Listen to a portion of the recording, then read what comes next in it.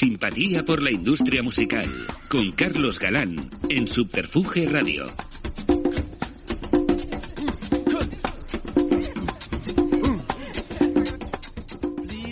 Bienvenidos a una nueva entrega de Simpatía por la industria musical, el podcast propulsado desde la base aeroespacial de Subterfuge Radio, donde apenas suena música, pero es de música de todo lo que se habla. Continuamos a la búsqueda de testimonios de los protagonistas de esta increíble película vital que es la industria musical, donde el estímulo y profesionalidad de estos han forjado una historia que te hace entender, entre otras cosas, el éxito o el fracaso. Volvemos a las ondas con nuestro invitado de hoy, una de las voces más reconocidas y reconocibles, con capacidad contrastada de generar adicción por sabiduría, honestidad, prescripción y una profesionalidad contrastada. Uno de los cromos cotizados dentro del álbum de Gente Necesaria. 50 años de experiencia que se dice pronto, firmando programas excelsos, cargados de personalidad, con la intención clara de descubrirte músicas y sensaciones necesarias. La voz de un especialista. Recibimos pues hoy a la figura y a la palabra de Manolo Fernández. Bienvenido, Manolo. Muchísimas gracias, Carlos. Un placer estar aquí. Un placer de verdad tenerte aquí. Ya sabes que llevaba ya mucho tiempo intentándolo, pero bueno, por una cosa u otra, eso. Pero bueno, por fin lo hemos conseguido. Así que nada, bienvenido. Bueno, casi vamos a empezar por lo último. Lo digo porque, bueno, son muchas las noticias que algunas han llevado a la confusión de todo lo que ha pasado en Radio 3. Concretamente a Manolo Fernández y a Toma Una, ¿en qué le ha afectado? Pues en que nos han echado. Básicamente. Directamente. Que sí. En esta nueva temporada de Radio 3, Toma Uno no está. Ya venía un tanto de lejos. El año pasado ya hubo sus más y sus menos. Era costumbre de los últimos años aquello de no avisar a los colaboradores si íbamos a continuar en la siguiente temporada o no. Sin embargo, yo llevaba muchísimos años, los últimos 18 aproximadamente, en que terminaba la temporada el último día de julio, pero yo continuaba a lo largo también del mes de agosto y luego ya iniciábamos en septiembre. El año pasado no ocurrió así, sino que prácticamente a la totalidad de colaboradores nos dijeron que nos fuéramos de vacaciones, pero no nos dijeron si íbamos a seguir en septiembre de ese mismo año. Y lo supimos muy pocos días antes, con lo cual esto te da una clarísima incapacidad de que si te tienes que buscar la vida de otra manera, no te queda tiempo. Claro. Y no teníamos tiempo en aquel momento. Yo simplemente hice el comentario de que no sabía si iba a continuar la temporada siguiente. Hubo una reacción muy importante en las redes sociales. Por suerte continuamos y este año pues ha ocurrido exactamente lo mismo, pero sí que me lo dijeron 2 días antes de hacer el último programa. No vas a continuar la temporada que viene. Me llamó además la secretaria de la dirección para decírmelo y me comentaron que no continuaba porque el nuevo convenio de la Corporación Radio Televisión Española especificaba en uno de sus puntos que los que estamos en edad de jubilación debíamos dejar de estar en Radio Televisión Española. Esto no es cierto porque yo soy autónomo. Claro. Yo no tengo nada que ver con Radio Televisión Española. Siempre he sido autónomo en todas las emisoras de radio en las que yo he estado, lo cual es fantástico porque te da precisamente eso, autonomía para hacer una serie de cosas. Me dijeron tal cuestión que no es cierta, e incluso el propio defensor de la audiencia al que determinada gente ha escrito para preguntar qué había ocurrido, decía justamente lo mismo, que el convenio obligaba, no es verdad. Ya. Y una decisión arriesgada teniendo en cuenta que encima era el tercer programa en audiencia, bueno, ya no te digo con una marca reconocible de la casa, pero bueno, que además que era un programa que funcionaba y muy bien, vamos, o sea, que nos ha dejado a todos muy huérfanos, ¿no? Los fines de semana. No voy a ponerme en este momento a hablar de la dirección de Radio Nacional, ni de Radio 3, ni de nada por el estilo. Han tomado sus decisiones y, bueno, pues tendrán que hacerse cargo de ellas. Totalmente.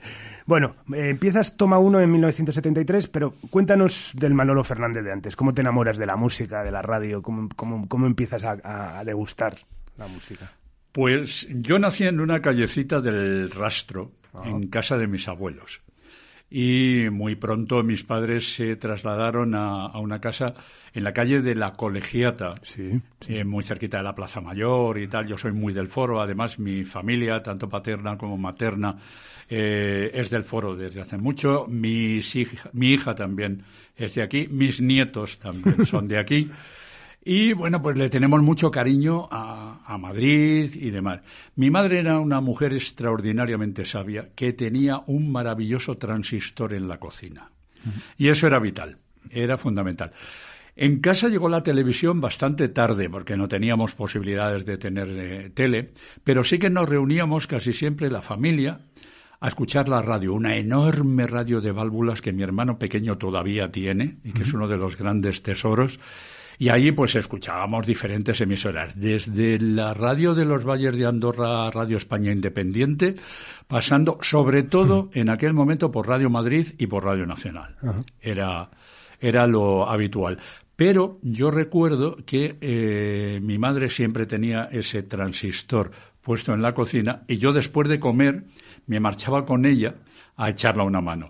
Mi madre iba fregando los cacharros y yo los secaba. Y mientras tanto estábamos oyendo la radio. Y ahí fue cuando saltó la magia, porque la radio tiene precisamente eso, hasta que le han puesto webcam y este tipo de cuestiones, tenía una magia que era el poder imaginar cómo era todo. Y simplemente con la voz, había muchísimos locutores y locutoras que lo conseguían. A medida que ello me fue enganchando.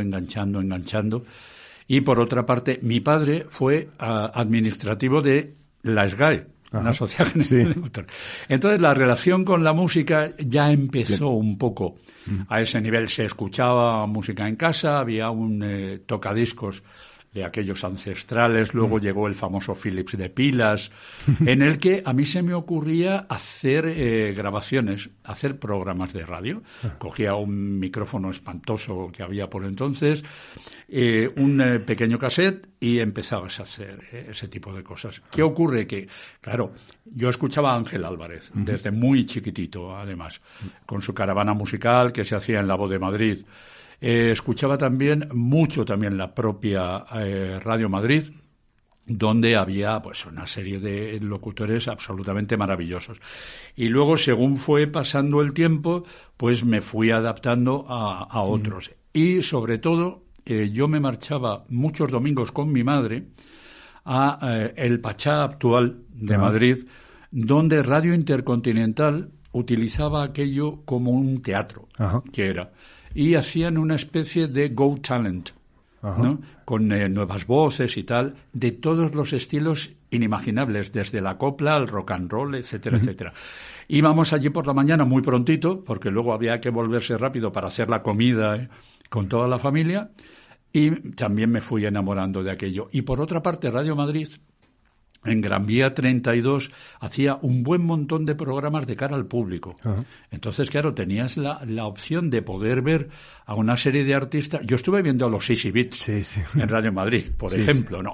Todos los grupos nacionales que uno se pueda imaginar y un buen montón de artistas, sobre todo de la segunda mitad de los 60 y primeros años 70. Aquello me emocionaba muchísimo. Y allí me encontré con un personaje de mi barrio llamado Julio Ruiz. Entonces íbamos, como vivíamos relativamente cerca, nos íbamos andando y charlando y comentando 20.000 cosas y tal. Y tuve la suerte de que en el año 72 me encuentro en el mejor sitio que uno puede encontrarse en una facultad, que es en el bar, naturalmente. Pues me encuentro con Julio. Era la primera promoción de la Facultad de Ciencias de la Información. El año anterior había terminado la escuela de periodismo. Yo no llegué a tiempo, Julio tampoco llegó a tiempo, y entonces nos dijeron, oye, va a empezar una facultad nueva que se llama Facultad de Ciencias de la Información, con 3 ramas, periodismo, publicidad y demás. Y, bueno, pues entonces fuimos, nos matriculamos, pero no empezamos a aquel curso hasta febrero del año 1972. Fue cuando yo me encuentro a Julio y Julio me dice, oye, pues llevo un año aproximadamente trabajando en una emisora que se llama la 99.5, que pertenece a los curas, a la COPE. ¿Por qué no te vienes un día? Y tal, digo, ¿cómo? Pero contigo ahora mismo, al fin del mundo me voy yo. Entonces me fui a la 99.5, Popular FM, en la calle Juan Bravo 49, duplicado, eso no se me olvida. Y había un programa todas las tardes que se llamaba Microabierto. Ese programa lo dirigía y lo presentaba Javier García Pelayo, de los Pelayo de toda la vida. Uno de los invitados a Simpatía. Claro, exactamente. Pues Gonzalo García Pelayo era más o menos el gurú del asunto. Estaba Adrián Bogel, que también ha pasado por este micro. Había un montón de gente, Antonio Gómez, etcétera, etcétera, un montón de gente. Yo fui allí, presenté un disquito y resulta que dio la enorme suerte de que les gustó. Oye, pues está muy bien esto que tú haces y tal.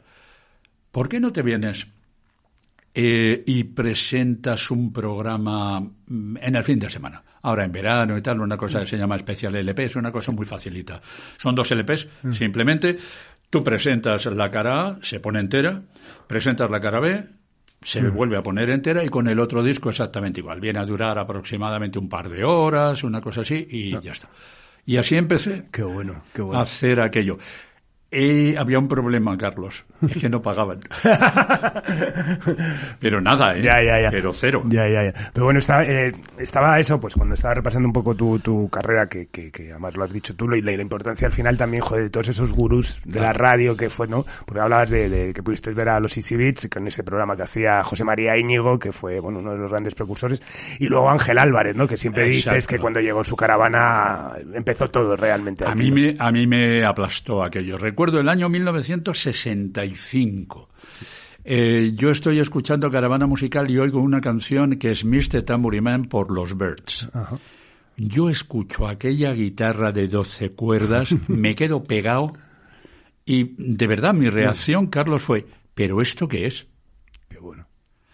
Y entonces me puse a ahorrar. Entonces yo ahorraba de la paguita que te daban los padres en el fin de semana, me puse a ahorrar y me compré, fue el primer disco que yo me compré, el EP de los Byrds. Mr. Tambourine Man, Feel a Whole Lot Better y otro par de canciones, que curiosamente era una edición del sello Discofon, porque Columbia, CBS, no tenía en aquel momento distribución en España, o por lo menos los Byrds no les debían sonar de demasiado, ¿no? Y entonces me fui al Corte Inglés de Preciados, allá andandito, hasta allí, me compré el disco, me costó 25 pesetas, tiene todavía, conservo además el vinilo, tiene además el sello de Cortidisc, de entonces me lo llevé a casa y lo machaqué. Lo machaqué. Y a partir de ahí es aquello de yo tengo que hacer radio, yo no tengo más remedio, le tengo que contar a la gente que hay una serie de canciones ahí maravillosas. ¿Qué es lo que ocurre? Yo no me voy a Nueva York habitualmente como hacía Ángel Álvarez, que era radio de Iberia, y entonces tenía esa enorme suerte. Él llegaba, yo trabajé con el propio Ángel en su oficina años después y fui buen amigo de la familia, sigo siendo amigo de la familia, hemos veraneado juntos incluso y tal. Y claro, él te contaba anécdotas de allí, era tremendo. Él trabajaba en Iberia, era de lo que vivía toda la familia, pero su vida real era el de la música. Sí. O sea, llegaba, me acuerdo, su mujer y nos comentaba en algunos casos, dice, es que Ángel volvía con la maleta llena de cosas y solo traía discos. Yo decía, pero a mí, ¿qué me has traído? Nada. Solamente traía discos. Entonces era un poco, por ahí fue como fue entrando el gusanillo. Bueno, y uno de los valores además que veo en ti, Gonzalo García Pelayo, era que tú le sonaba el tono de voz al de Ángel Álvarez. Exactamente. ¿No? Dijo aquello, dice, a mí me recuerdas a Ángel Álvarez. Y yo engordé tremendamente y dije, uy, ojalá. Qué grande. Bueno, en 1973 inicias Toma 1, ¿no? Desde la misma emisora de Onda 2, ¿no? Inaugurando el en Radio España, Radio España Onda 2, exacto. 2, que un espacio, ¿no? Que empiezas además con Take It Easy de los Eagles, y que convivía con Toma 2, ¿no? Exactamente. Fue una cosa curiosísima aquello. En radio, en Popular FM, yo volví a ver a Montse Domènech. Montse Domènech era una caravanera también de toda la vida, allí nos encontramos y, claro, lo que antes te comentaba, Carlos, no cobrábamos un duro. Y de pronto nos llega así, en el 73, pues en el verano aproximadamente y tal, dicen, oye, por lo visto, en Radio España están obligados, pues tienen un tiempo todas las emisoras, a transmitir en FM o perdían esa frecuencia. Entonces, pues tienen que abrir la FM de Radio España, y tienen que hacer programación nueva. Entonces están haciendo una especie de examen, de casting, de voces y no sé cuánto. En aquel momento José Ramón Pardo era el jefe de musicales de Radio España. Yo le conocía y tal, y bueno, allí nos presentamos. Y nos presentamos además con un oyente de Popular FM que era Carlos Finali, que luego hizo además su carrera dentro de este oficio de la radio. Y nos presentamos y nos dijeron, pues muy bien, venga, vosotros entráis. Hay gente que luego ha seguido su carrera en la radio, que no voy a decir sus nombres, que no entraron, no les dejaron. Algunos incluso luego posteriormente sí lo hicieron en la propia Onda 2.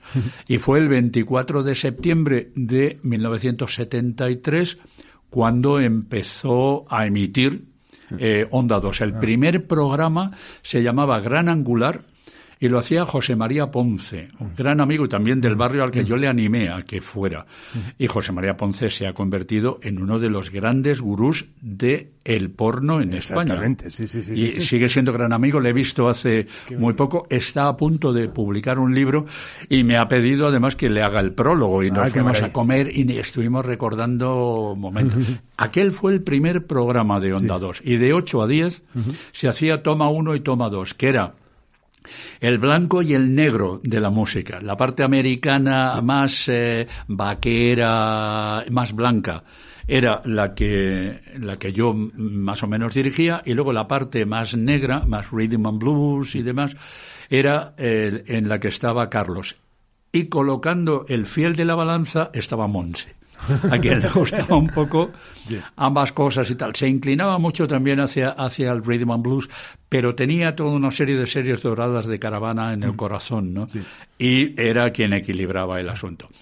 ¿Cuál fue el problema? El problema fue que, nos pagaban. Ya les pagaban. 300 pesetas. No la vamos a intentar convertir a euros porque no se puede, además, prácticamente. Y a los tres meses, en Navidades, estábamos haciendo el programa y tal, y suena el teléfono del estudio. Bueno, se enciende la lucecita roja del teléfono, aquel tremendo que había, y era Adolfo Gros, jefe de programas y emisiones de Radio Popular. Oye, Manolo, Monse, ¿estáis ahí? Tal, no sé, sí, bueno. Oye, que os vengáis. ¿Cómo? Sí, que os vengáis. Pero ¿cómo nos vamos a ir si nos hemos ido hace 3 meses porque no nos pagáis? Os pagamos. ¿Cómo? Que sí. Os damos un programa a cada uno, diario, y os pagamos 1.000 pesetas al mes. Hola. El cielo abierto. 6 euros. Virgen Santa. Y nos fuimos para allá. Además, había habido ya ciertos rifirrafes en Popular FM entre, Gonzalo, Adrián Bogel y una serie de gente que se marchaban a Onda 2. Jorge de Antón, además, había llegado a dirigir en aquel momento Onda 2, y él pues tenía muy buena relación con todos. Yo adoraba a Jorge, que tristemente además falleció hace unos años. Entonces, la cuestión es que ellos se fueron ahí, nosotros nos volvimos a Popular FM, y a partir de ahí, hasta primeros de los 80, estuve en esa santa casa.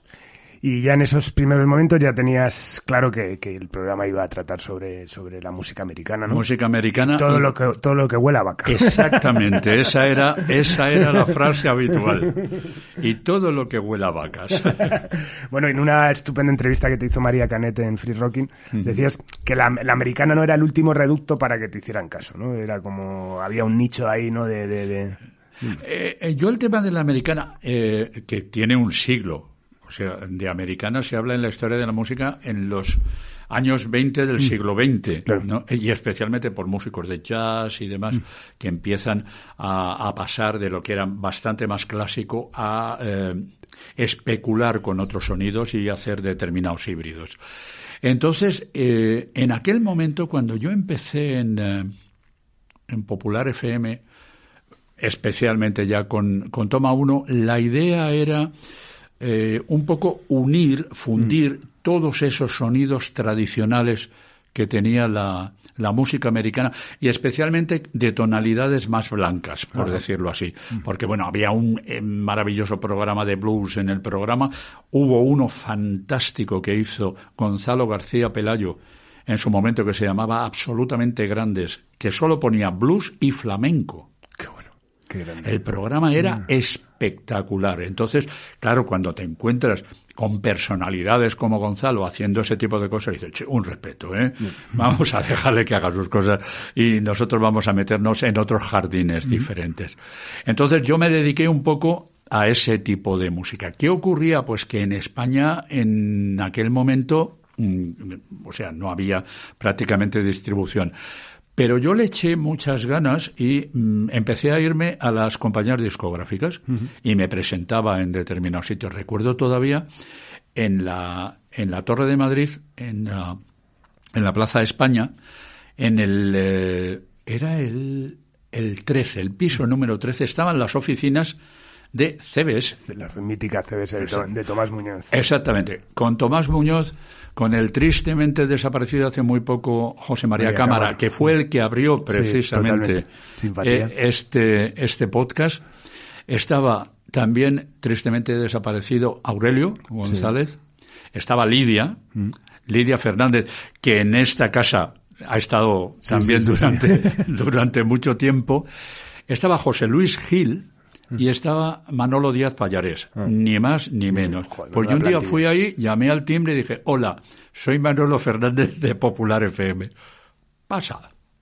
Y entramos, nos pusimos de charla y aquello de, pero bueno, oye, mira, que yo sé que vosotros distribuís determinadas cosas y hago un programa, iba a las 5 de la tarde, de 5 a 6 todos los días, y entonces estas son las características y tal. Oye, muy interesante. Y empezaron a enviarme discos, a enviarme información y tal, que te ayudaba mucho a ese tipo de cosas.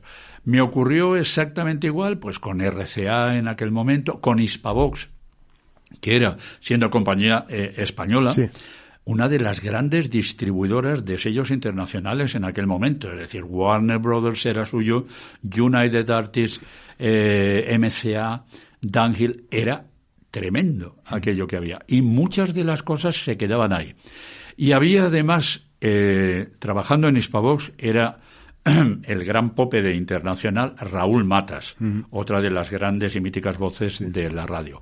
Y tenía con él también a un personaje maravilloso, también tristemente desaparecido, Lucho Calvo, y chileno igual que Raúl Matas, que se encargaba especialmente de internacional. Yo me pegué a él, pero vamos, como una lapa, y estuve colaborando además durante una serie de años con ellos. Ahí conocí más directamente a Tony Luz, que fue el que definitivamente hizo la última sintonía de Toma 1, que se llama precisamente así, y conocí, bueno, la industria un poco por dentro. Ahí estaba Cifu, llevando además toda la parte de jazz, las distribuciones de jazz, sobre todo CMI y demás.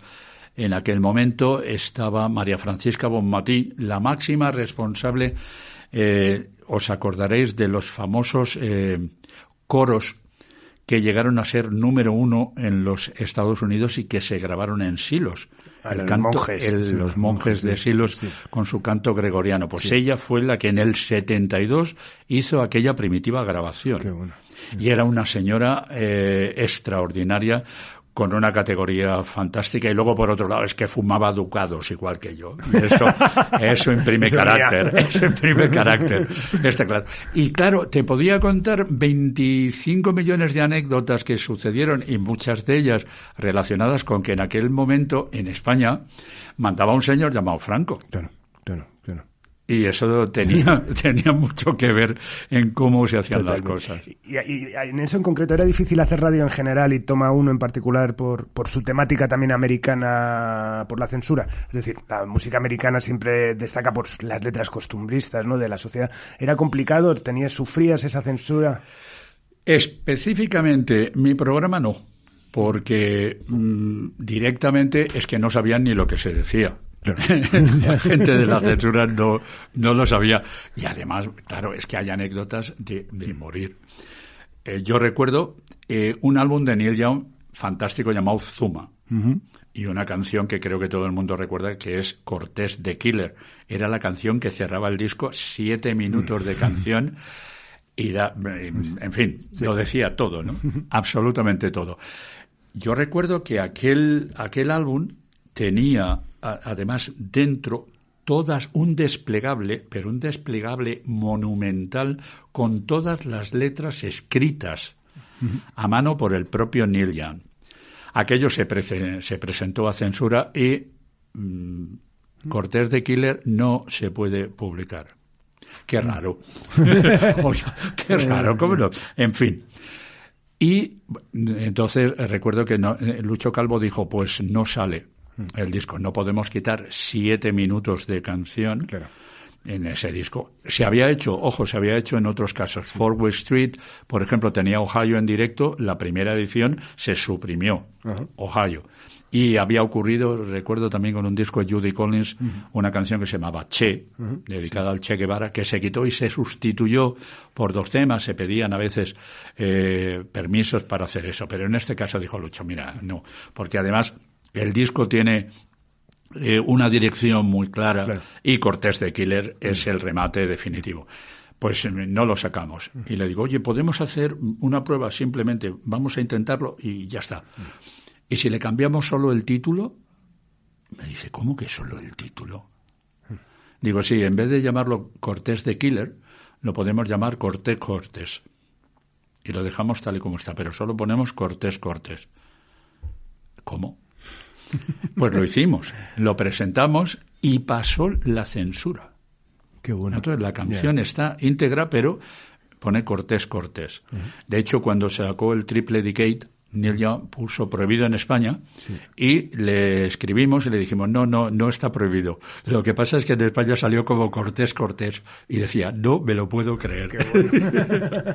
Ya ocurrían ese tipo de cosas y teníamos que estar muy encima del asunto. En Popular FM nos cortaron la emisión como 3 o 4 veces, estando yo por allí. Sí, Juan de Pablo os contaba de estar haciendo un programa y de repente ver un señor ahí que llegaba. Exacto. Tal. Sí. Y en algunos casos era la llamada no ya del ministerio, sino ocurría la autocensura. Es decir, el director de la emisora, recuerdo, Valentín Sebastián Pardo, de pronto daba la orden de cortar eso.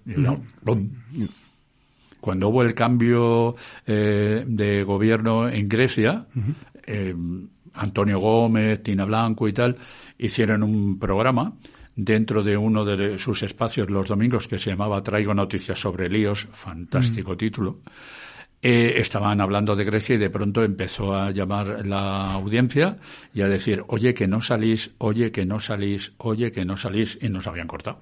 Ostras, sí. Directamente. Nosotros teníamos un transistor justo detrás. Hay una foto mítica de Julio Ruiz que está con los platos, que la hizo un magnífico fotógrafo del país y que suele aparecer, por ejemplo, ahora cuando cumplieron, está ahí, hay una chiquita oyente que está sentada detrás y a su lado precisamente hay ese maravilloso transistor que estaba bajito y que de vez en cuando subíamos para ver si estábamos saliendo. Por si acaso, ¿no? Qué bueno. Bueno, hasta en 1991 Toma Uno se traslada a Radio 3, pero ¿cambias de un día a otro? ¿Cómo? Yo en el 82 pasé a Radio Cadena Española. Entonces, en aquel momento, Ernesto Pérez de Lama, hermano de Carmen Pérez de Lama, una de las voces míticas de la SER, era el director de Radio Cadena Española. Y tuvo la maravillosa ocurrencia, de llamarnos a 5 personas y decirnos, quiero hacer un programa de fin de semana de 10 horas. No puede ser de más. Y dijo, 2 horas para cada uno, os las distribuís y tal, y no sé qué. Y recuerdo, éramos Jesús Ordovás, Antonio Fernández, Diego Manrique, Rafa Fuentes y yo. Nos llevaron, recuerdo, a la calle Velázquez a un restaurante donde nos pusimos como el tenazas a comer, qué cosas más ricas, por favor, y nos contó aquella historia. Y quedamos todos de acuerdo, pero se nos descolgó Ordovás, porque Jesús Estaba entonces creo recordar que ya, creo que ya estaba en Radio 3, estaba haciendo una serie de cosas y tal, y no le venía especialmente bien. Entonces empezamos a hacer ese programa los 4 y las 2 horas que no se habían podido rellenar con nadie, la ocupábamos cada fin de semana uno. Es decir, había fines de semana en que hacías 4 horas de programa. No sabíamos qué programa, cómo llamar a aquel programa, y recuerdo que en ese momento estaba súper de moda el cubo de Rubik. Y yo dije, oye, ¿y si le llamamos el cubo mágico? Ya está, ¡pum! Claro, las caras, ¿viste? Y ese fue el nombre del programa. Que luego pasaron a hacer, pues el propio Julio Ruiz estuvo haciendo el cubo mágico, otra serie de gente y tal. Yo me estuve moviendo por las diferentes emisoras de Radio Cadena y por los diferentes sitios, porque recuerdo que era Radio Juventud, estaba en Diego de León 47, creo recordar. Ahí estaba Paco Pérez Brián, estuvo Antonio San José, estuvo Ramón Colom, un buen montón de gente. Ahí conocí, pues, por ejemplo, yo recuerdo a Luz, que era oyente enfrente justo del edificio de Radio Juventud. Vivía, que creo que sigue viviendo, Pedro Ruiblas, por ejemplo, y nos saludábamos por la ventana y tal. Ese fue uno de los sitios donde estuvimos. Estuvimos también en el edificio Pueblo, al lado de Atocha, allá arriba del todo, donde estuvo también en su momento Radio Centro con el Mariscal Romero y tal. Todo eso pertenecía a lo de Rencarces. Tela. Sí. Radio Española del Movimiento, Cadena Española de Sindicatos, Cadena Azul de Radiodifusión y Cadena Española de Sindicatos. Amén. Pero yo aprendí allí. Bueno, en Popular FM, por supuesto, pero en Radio Cadena aprendí una auténtica barbaridad. Y llegaron el principio de los años 90, y en el año 1991 se toman la decisión de que lo que entonces se llamaba Radio 4 estaba repartido por toda España. Tenía emisoras repartidas por toda España, especialmente funcionaban a nivel local, y luego tenía una serie de conexiones a nivel de toda España. Y de pronto dijeron aquello de, se cierra. Y yo, ¿cómo? Sí, se cierra.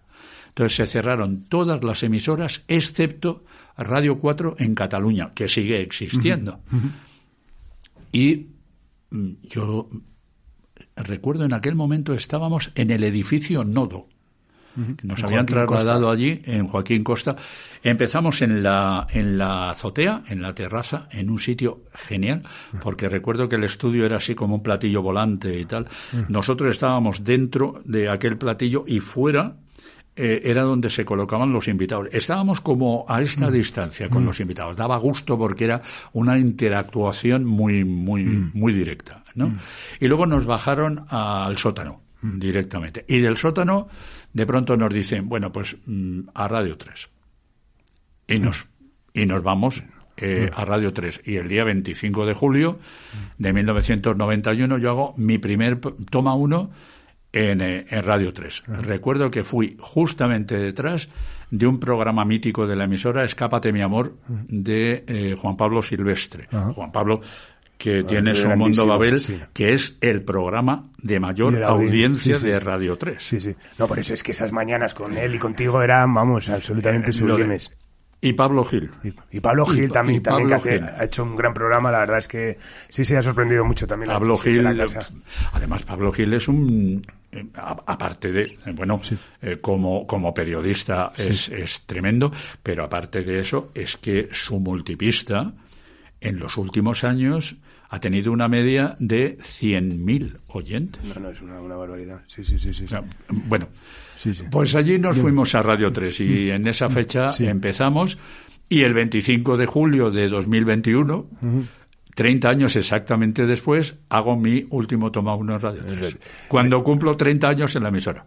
¿Cuál fue la primera la canción que pusiste en Toma 1 Radio 3? ¿Recuerdas? Eso sí que no lo recuerdo. ¿Y la última? La última, Take It Easy. Cerrando el ciclo.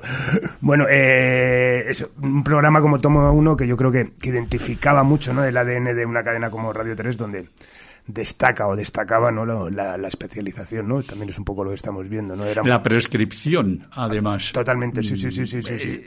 Allí... Sí, lo que hablaba en la intro, ¿no? El descubrir, de repente, bueno, yo creo que Radio 3 ha forjado la personalidad musical de muchas generaciones, principalmente por eso, ¿no? Porque era ponerte en sus manos y decir, bueno, ¿qué me vas a enseñar hoy? Yo creo que la cuestión era, yo creo que somos un poco repartidores de cartas. Sí. Es decir, comienzas tu programa, tú tienes un manojo de cartas y empiezas a distribuir. Y tú eliges. Claro. Sí. No quien hace el programa, sino que das un abanico de posibilidades y el oyente es el que va eligiendo, pues esto me gusta, esto no me gusta y tal. Pero claro, hay que situar en contexto todo aquello. Claro. Y hay que contar de qué va. Y últimamente, además, y cada vez más, hay que ir especificando qué dice cada una de las letras, qué sentido tiene y qué es lo que está pasando a nivel geopolítico, claramente, claro. En el lugar en el que se está haciendo este tipo de cosas. Claro. Yo creo que eso es lo que deberíamos hacer, al margen del entretenimiento, Claro. que es vital. Total. Y luego que hay que tener en cuenta lo que es una radio. Y la radio tienes tempos, tienes modos, maneras, hay que enfatizar en determinados puntos, etcétera, etcétera. Eso hace que exista una conexión entre quién está realizando el programa y quiénes están escuchando el programa. La radio, en mi opinión, además, tiene una cuestión vital y es que es unívoca.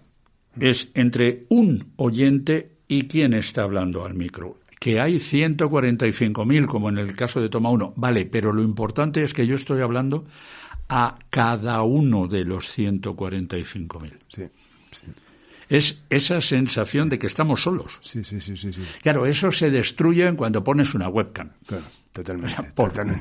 Y además nos estamos metiendo en un terreno distinto porque una cosa es la radio, otra cosa es la televisión y otra cosa es la prensa y otra cosa es otra historia. Es diferente. En el caso de un podcast, este podcast es una forma de radio. Es un talk show. Porque fundamentalmente se habla. Palabra. Pero estás haciendo radio. Vamos, tú eres muy consciente de ello, Carlos. Sí. Y lo has querido hacer porque te gusta y porque te da la gana y porque puedes. Y ya está. No, totalmente, sí. Es así de simple, pero que son cosas diferentes. O sea, con un teléfono móvil tú no puedes hacer televisión, por mucho que te emperres. Sí. Otra cosa es que vas por la calle, hay un suceso específico o algo gracioso o lo que sea, coges el móvil en ese momento y lo grabas. Claro. Y se lo envías a televisión. Muy bien. Oye, informativos de no sé cuánto. Oye, mira lo que ha pasado, tal. Vale. Pero eso es muy del momento, muy de la inmediatez. Pero eso no es televisión. Totalmente. Está claro. Totalmente. No, vamos, yo creo que has descrito absolutamente esa comunión, además, que hay entre oyente y locutor, ¿no? Al final esa sensación de que parecía que te estaban hablando a ti es totalmente, bueno, tú has sido de los grandes, además, que lo has hecho así de bien, pero bueno, sí que es verdad que en toda esa generación que hablas, además, que empezasteis casi juntos, también tiene esa característica y vuelvo a lo mismo, ¿no? Que sois gente que ha educado a más de una generación musicalmente y eso es... Y sin saberlo. Y sin saberlo, claro. Sin saberlo y sin... sí se le ha dado importancia en determinados momentos. Creo que sí se te mete en la cabeza, oye, cuidado que estamos haciendo algo gordo, ¿eh? Sí. Ojo, que esto tiene cierta importancia, que hay una serie de personas que nos siguen y cuidado, esto hay que hacerlo bien y hay que, entre comillas, profesionalizarlo. A mí me gusta hablar de la radio como oficio. Claro. O sea, o como el zapatero. La radio se hace a mano. Ajá. A mí me parece artesanía que total. es pura artesanía. Y eso es lo que impacta precisamente en la gente y consigue esa comunión que tú contabas. Totalmente. Bueno, volviendo ahora a las vacas y a los sonidos que has difundido, hay quien acusa al country de conservador. Supongo que alguna vez has estado en alguna discusión alrededor de, ¿no? ¿Qué tienes que decir al respecto? Que es verdad. Uh-huh. Hay un tanto por ciento clarísimo de gente que hace country que es extraordinariamente conservadora. Uh-huh. Estamos hablando de determinadas localizaciones de Estados Unidos. El americano, en mi opinión, es especialmente individualista. Uh-huh. Uh-huh. Está claro, va a su bola. Uh-huh. Y defiende extraordinariamente sus pertenencias. Uh-huh. A veces las haya conseguido como las haya conseguido.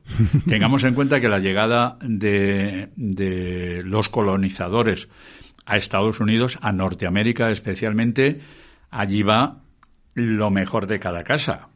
O sea, de Europa y de África y de cualquier sitio. Lo mejorcito de cada casa. Y hay que pelear por conseguir un espacio para mí, para mi familia y para los míos, y de cualquier manera.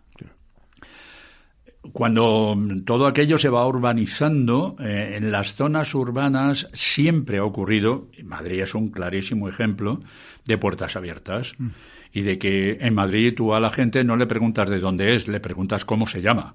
Eso es lo habitual. Pero en otras determinadas zonas rurales y pequeñitas, lo primero que preguntas es, ¿y tú de dónde eres? ¿Y quién es tu padre? ¿Y quién es tu madre? Cuando tú vas de vacaciones a determinados sitios, ¿y tú eres el hijo de quién? Sí. Pues en Estados Unidos, a lo bestia, pasa así, claro, ocurre exactamente así. Entonces la gente es conservadora en ese estricto sentido de la palabra. Sí. Esto es lo mío, esto es mío y esto no me lo quita nadie. Oiga, pero es que hay otras cosas mejores, me da igual, pero esto es mío. Y yo me fío de los míos. Y este es muy burro, pero es de los míos. Ese es el funcionamiento que tiene, así a grosso modo, determinadas zonas americanas. ¿Qué ocurre? Ahí, por otra parte, la cultura específicamente musical, donde ha habido muchísimas fusiones. A mí eso es lo que me parece extraordinariamente maravilloso. Es los híbridos que se van conformando cuando se van uniendo estilos tan diversos y a veces tan antagónicos como puede pasar. En este momento yo acabo de escuchar el anticipo de un álbum, el segundo ya que han grabado, Robert Plant y Alison Krauss. Claro, Robert Plant, uno de los príncipes del hard rock, vocalista de Led Zeppelin, se pone a cantar con la reina del bluegrass. Estilo más tradicional y casi imposible en Estados Unidos. Lo hicieron hace 14 años, llega T-Bone Burnett, los une, pone un pedazo de musicazos tremendos y los pone a grabar. Y ahora, 14 años después, se vuelven a reunir y sacan otro disco. Eso es impensable en determinados momentos. Eso para determinadas zonas de Estados Unidos es puro sacrilegio. Y dentro del country, bueno, yo me he encontrado con un montón de gente que me dice que mi programa era una herejía y no sé cuántas cosas. Y yo decía, yo encantado, vale, perfecto, podemos hablar de lo que quieras. No, porque yo tengo la hebilla más grande, las botas con la punta más larga y tengo aparte el sombrero más bonito. Vale, para ti. Claro. Ocurre con los puristas del blues, ocurre con los puristas del jazz, ocurre con los puristas del flamenco. Esto es flamenco, esto no es flamenco. A ver, ¿quién firma el certificado de autenticidad de este tipo de cosas? Sí. Entonces yo me he reído muchísimo de todo ello y lo que me ha gustado es ir escarbando y sorprendiéndome además cada vez más de ese tipo de cosas, de que te encuentras con canciones maravillosas y dices, pero esto, a mí esto me suena jazz, esto me suena pop, o esto me suena... mezclar hip hop en temas de country, que se ha hecho, y dice, ¿y esto? O sea, Y el ejemplo, por otro lado, de artistas que son respetadísimos por todo el mundo, pero que han sido capaces de fundirse con cualquiera. Willie Nelson, totalmente. Johnny Cash. Todo el mundo creo que tiene en mente la versión de Redemption Song de Bob Marley, que creo que con el country poco tiene que ver, hecha junto al líder de los Clash. Y dice, bueno, ¿esto qué es? Johnny Cash cantando con un tío de punk. Pues sí. Y no pasa nada. Todo lo contrario. Claro, no, y al final eso es cuando generalizas algo, ¿no? Y creo que en el country, claro, estamos hablando de eso, desde las propuestas más de raíz profunda americana a Willie Nelson, que al final ha sido un abanderado de la marihuana y tal, y, o sea, de total. ¿Y has investigado, o sea, has viajado a Estados Unidos? Sí. Has profundizado en pueblos, en historias, eso, sí. A mí me encanta. Tengo la enorme suerte, y lo tengo que decir aquí y agradecérselo, porque es una maravilla como mujer, la mía, por cierto, que yo no tengo ni coche ni carnet de conducir. No he conducido en la vida. Yo me saqué el carnet de conducir en la mili, costaba 50 pesetas y no fui ni a recogerlo. Vaya, o sea, estaba claro que no iba. O sea, no iba por ahí. Pero mi mujer conduce maravillosamente. Y a mí me gusta, cuando vamos a Estados Unidos, nos gusta a los dos, pues es eso, llegas a Estados Unidos, alquilas un coche... Y carretera y manta. Y vamos para allá. Y lo hemos hecho en varias ocasiones. Y claro, hemos estado en los sitios más diversos, los que son más cercanos también a lo que a nosotros nos puede gustar. Es decir, pues tú te metes por la ruta 66 en coche, vas a determinadas zonas, porque si no, claro, te pasarías la vida allí, harías la ruta 66 ida y luego la de vuelta también, porque es que me olvidé tal sitio y tal. A mí me gusta mucho la memorabilia, eso es verdad. Entonces yo le obligué a mi mujer, hablando de Take It Easy de los Eagles, le obligué a mi mujer a parar en una esquina de Winslow, en Arizona, por lo que dice la letra de la canción. Parado en una esquina en Winslow, Arizona y tal. Y además me hizo una foto que yo conservo, y en ese momento, que además habla la propia letra de la canción, de que pasaba un flatbed Ford, y justo en las fotos también pasa un flatbed. Bueno, pues eso, paro para hacerme una foto en un sitio. Aquí ahora en Winslow, desde hace tiempo, hay un lugar donde hay incluso una estatua y tal, y que se llama The Corner, y que tiene que ver por aquello. Los americanos, cualquier cosa que pasa, hacen un monumento. Se cayó menganito y se partió una pierna. Aquí. Monumento, memorabilia. Pero claro, vas por todos esos sitios y sobre todo hablas con la gente.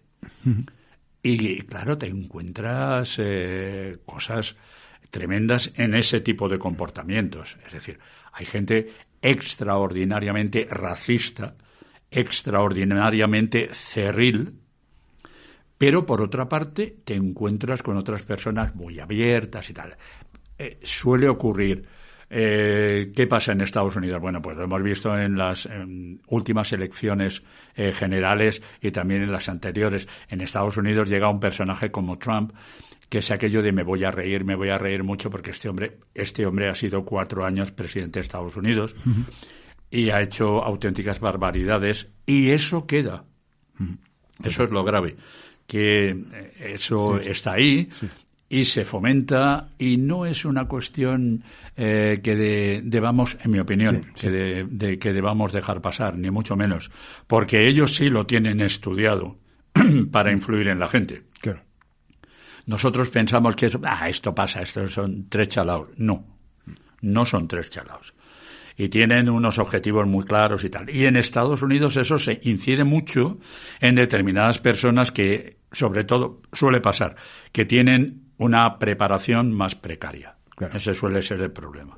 Totalmente. Bueno, y formas parte del Festival Huercasa, que se celebra, pandemia mediante, todos los años en Riaza. ¿Cómo surge la oportunidad? ¿Cuál era la idea inicial?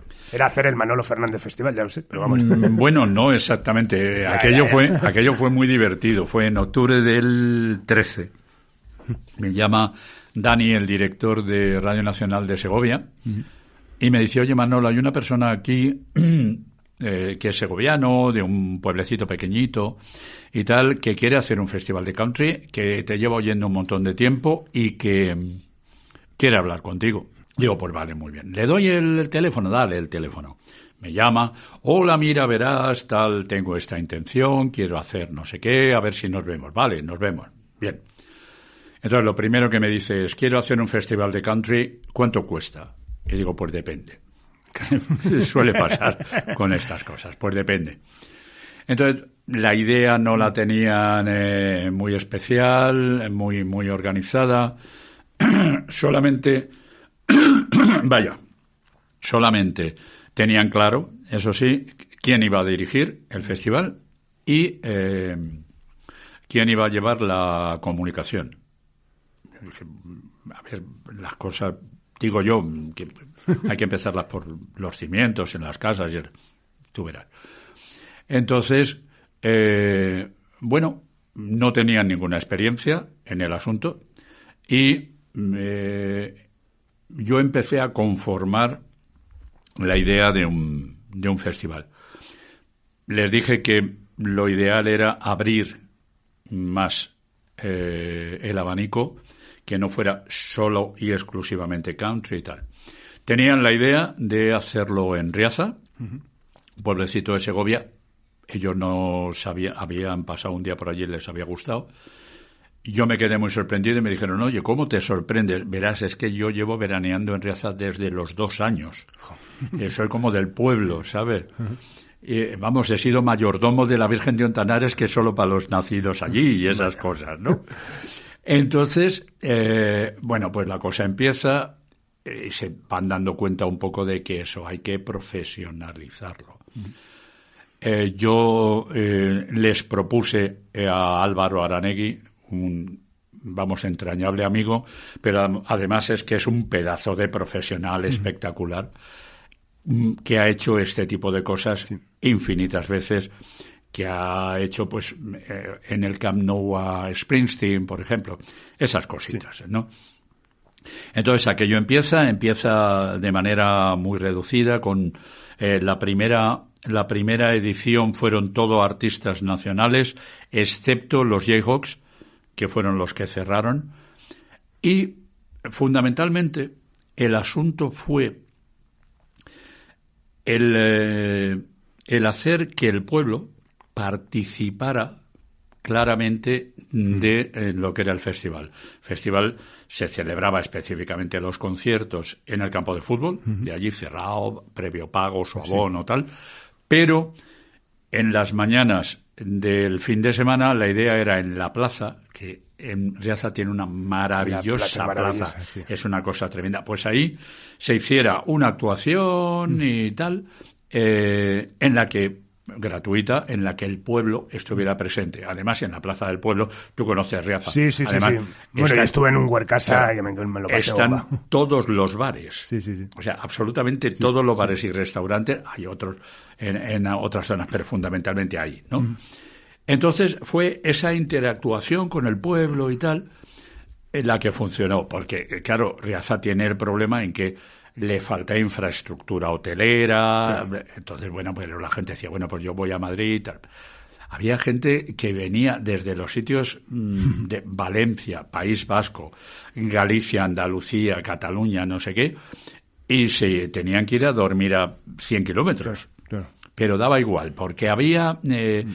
era un poco el hacer familia, el hacer grupo, el hacer pandilla, el hacer... Y empezó a funcionar.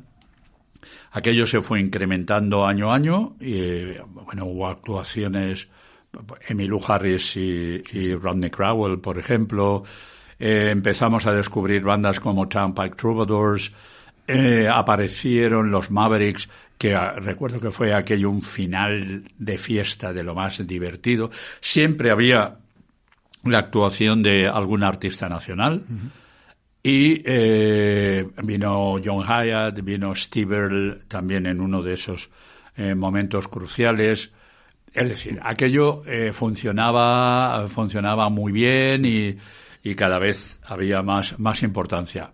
Y de pronto, fue en 2019, en el mes de marzo, estábamos preparando el festival de ese año, y Álvaro Aranegui y yo recibimos un burofax en el que dice que somos lo peor del mundo y que al adiós. ¿Cómo? Perdón. ¿Y eso? Y ya está. Sí. Bueno, ocurrió aquello, nos despiden, por decirlo así. ¿Qué es la sensación que te queda? Pues la sensación que te queda es aquello de... Hay gente por detrás que está intentando quedarse con esto, una, y otra, ellos ya se creen que se lo saben hacer. Y entonces, bueno, pues nosotros nos fuimos. A mí no me gusta regresar al sitio donde no quieren que estés. Eso es cierto. Eso quiere decir que muy posiblemente ni tan siquiera, si me lo pidieran, volvería ni a Huercasa ni a Radio 3. Bueno, una pena porque ya te digo, estuve un año, el 2018, me lo pasé bomba y me encantó todo esto. El año de Steve Earle y de John Hyatt. Exactamente. Me encantaba lo del country line dance, la interacción del pueblo, ¿no? Al final, claro. Convertir al pueblo, la gente vestida con los trajes, con los sombreros y todo, la verdad es que... Es que aquello se convertía en una localidad americana. Totalmente, sí. Pero todo el mundo. Y con todo el pueblo implicado. Sí. Y luego hicisteis también las Huercasa Nights, que era muy interesante, ¿no? Que era sacarle un poco de... Y la idea de las Huercasa Nights era mantener viva el ambiente a lo largo de todo el año. Porque además hay una curiosidad, y es que en España cada vez hay más conciertos de americana. Sí. También hay una cuestión, lo del famoso término americana, y no es yo soy más purista que tú y tú más purista que yo. Pero, y recuerdo que se lo comentaba María Canet en aquella entrevista, para algunos músicos, especialmente españoles, la americana ha sido el último reducto a ver si me agarro aquí y puedo salir del lío en el que estoy metido, que esto es problemático. Porque yo además cada vez voy recibiendo más información de, hola, somos un grupo de americana. Vale. Bien. Entonces lo escuchas y dices, pues no. Pues no parece. Sinceramente, no parece. Pero si le pones unos instrumentos acústicos y de pronto cuentas alguna cosita de no sé qué, parece que... Pues tampoco es eso. No tienes obligatoriamente que cantar en inglés, ni mucho menos. Pero es especialmente complicado. ¿Y qué te voy a contar a ti, Carlos, por tu experiencia? El hecho de que un estilo de música o un paraguas que recoge a diferentes estilos de música tradicional puedas contar algo parecido en castellano. Es muy complicado. Yo creo que en España no han sido muchos los músicos que lo han conseguido. A mí me parece que el que está ahí arriba, y recordaremos siempre, se llamaba Enrique Urquijo. Totalmente. De Los Secretos. Él sí supo hacer americana en castellano. Sí. Bueno, ¿te gustaría volver a profundizar en una línea como Huercasa en un evento? Sí. Bueno, hicimos el Americana Music Madrid. Exacto. Sí. Que lamentablemente no se pudo continuar, sobre todo por la pandemia. De hecho, estaba cerrado el cartel. El cartel estaba cerradísimo. Había artistas como Lucinda Williams, venían Die by Truckers, y bueno, era brutal. Era sinceramente brutal, porque la primera edición, que nos costó, siempre una primera edición te cuesta y tal, pero es que fueron todo vendido, todos los conciertos menos 2. Y fueron 19 en 2 semanas. En el Fernán Gómez de Madrid, un sitio además también emblemático y tal. Y luego siempre hay un problema, una vez más que te voy a decir a ti, Carlos, y es las instituciones públicas. Complicadas, sí. Es muy complicado. Las comunidades autónomas, las diputaciones provinciales y los ayuntamientos, es que siendo a veces del propio color político, están enfrentados entre ellos.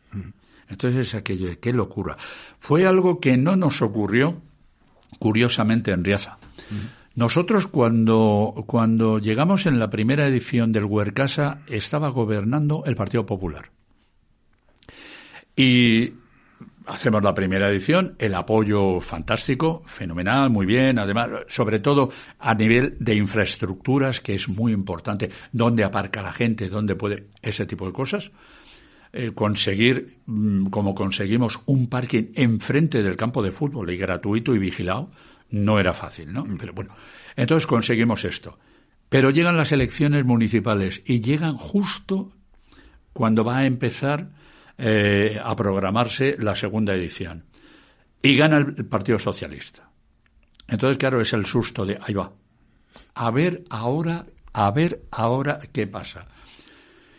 Y ahí tuvimos una enorme suerte, aunque esté muy mal que yo lo diga, pero que yo conocía a Riaza. Entonces yo conocía a Benja, el alcalde del PP, y conocí a Andrea, la nueva alcaldesa del PSOE. Y es que al día siguiente de enterarme que había cambiado, la llamé por teléfono y le dije, hola Andrea, felicidades, que quiero ir a verte. Y me presenté al día siguiente allí en Riaza y le dije, queremos seguir haciendo el Huercasa Country Festival.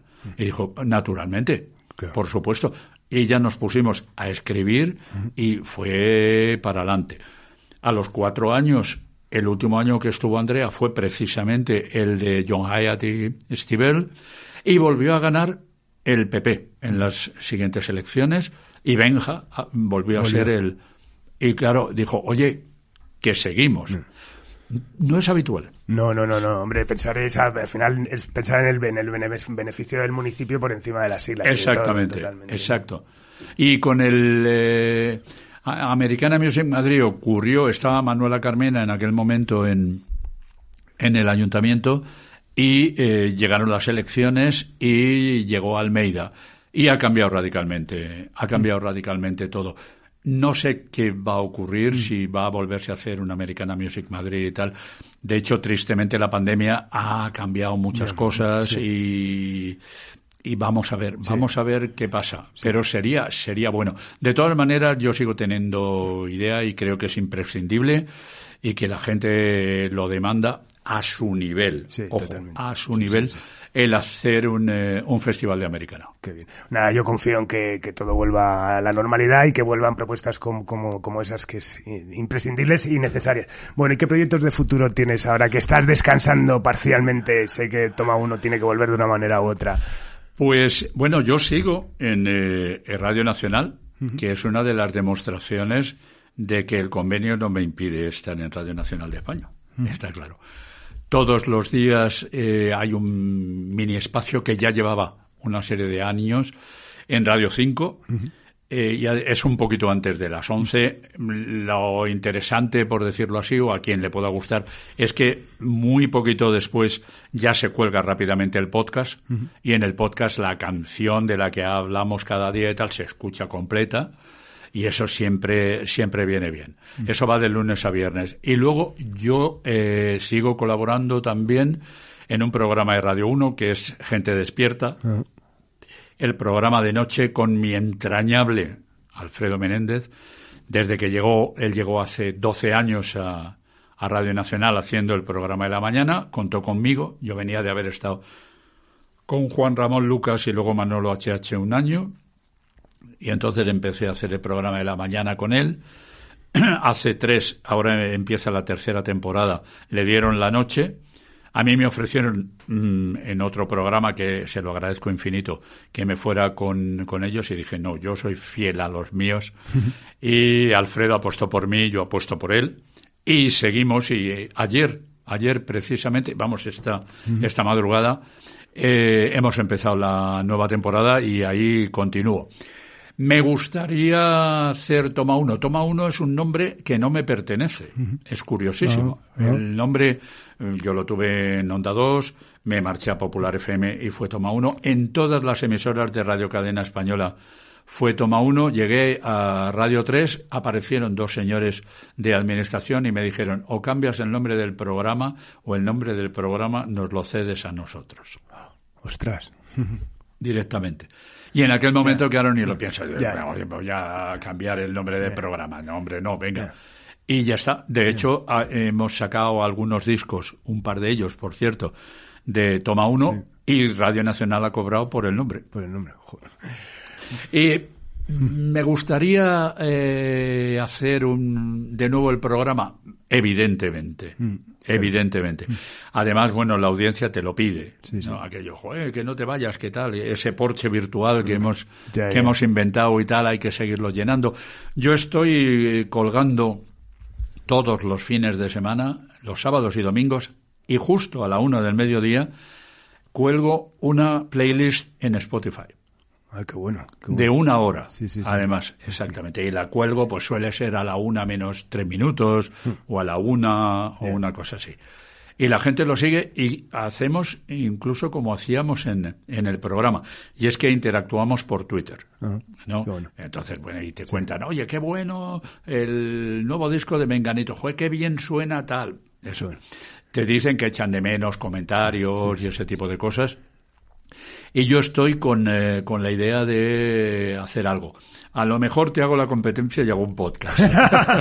Lo que pasa es que, a diferencia de Subterfuge Radio, en este caso será previo pago. La idea es hacer un podcast muy, muy, muy baratito. Sería, pues, ¿qué te digo yo? A lo mejor 5 euros al mes. Sí. Una cosa así. Y luego lo típico, pues, si te apuntas un año, pues 2 meses gratis, 50 euros al año. Esa sería la idea. Estamos con ello, tenemos comprado ya un dominio, estamos preparando una web. Qué bueno. Es decir, estamos intentando hacer cosas, pero todo ello va a depender mucho de lo que pase con todo esto. De qué ocurre, exactamente. Pues nada, Manolo, sabes que eres una persona necesaria. Simplemente dije que ibas a venir a grabarlo y ya ha habido un revuelo bestial, o sea que cuando aparezca... Bueno. Total, así que nada, de verdad, un placer total contar con tu testimonio, que sepas que, bueno, en esta casa siempre se te ha admirado y respetado muchísimo y que es un auténtico honor contar con tu palabra. Es un placer, de verdad, estar aquí. Yo admiro, además, lo que hacéis y siempre he admirado el trabajo que nunca se reconoce de las compañías discográficas. Qué bueno. Es que, si no, esto no existe. Y una compañía discográfica de las características, además de Subterfuge, es muy especial. Y lo digo con todo el cariño del mundo. Gracias. Joder, pues te lo agradezco muchísimo. Pues nada, Manolo, lo dicho, nos despedimos de esta nueva entrega de Simpatía por la Industria Musical en Subterfuge Radio, emitiendo desde la pradera del estudio Alfonso Santisteban de la calle Almirante, rezumando olor a vaca y paja, y con Laura Rodríguez a los mandos, y nos vamos con una canción que tenía que ser. Nos vamos con el Take It Easy de los Eagles. Adiós.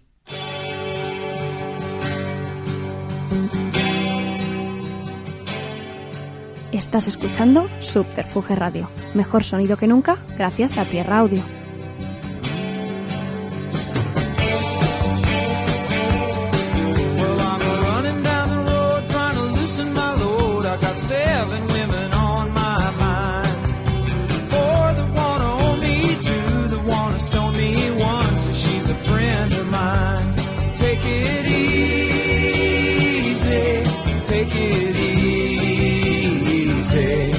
Don't let the sound of your own wheels drive you crazy. Lighten up while you still can. Don't even try to understand. Just find a place to make your stand and take it easy.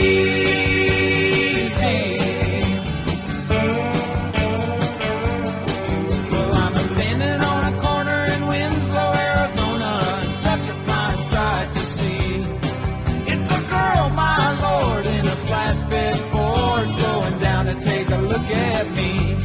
Come on, baby, don't say baby. I gotta know if your sweet love is gonna save me. We may lose and we may win, but we will never be here again. So open up, I'm climbing in. So take it easy.